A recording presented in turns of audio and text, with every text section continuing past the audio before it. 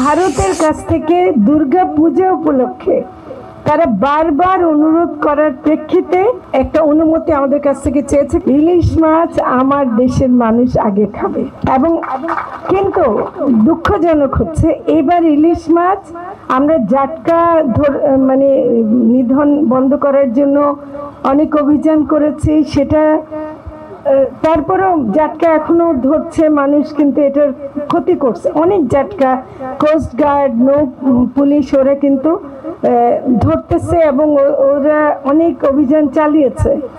যেটা মুশকিল হলো নদীর নাব্যতা কমে গেছে, ইলিশ সমুদ্র থেকে যে নদীতে আসবে, পদ্মা মেঘনা আসবে, সেটা এবার সময় মতো আসতে পারেনি, বৃষ্টিও সময় মতো হয়নি।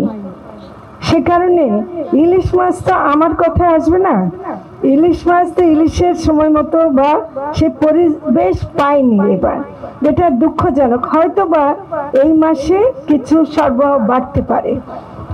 ভারতে ইলিশ দেওয়ার ব্যাপারটা যেটা হয়, সেটা গত বছর 3000 মেট্রিক টনের অনুমোদন দেওয়া হয়েছিল, কিন্তু দিতে পারছে মাত্র 500 মেট্রিক টন গতবার।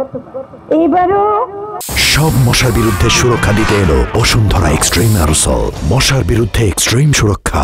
ভারতের কাছ থেকে দুর্গা পূজা উপলক্ষে তারা বারবার অনুরোধ করার প্রেক্ষিতে এটা বাণিজ্য মন্ত্রণালয় এবং পররাষ্ট্র মন্ত্রণালয়ের পক্ষ থেকে তারা একটা অনুমতি আমাদের কাছ থেকে চেয়েছে, কারণ আমরা অনুমতি না দিলে দিতে পারছি না।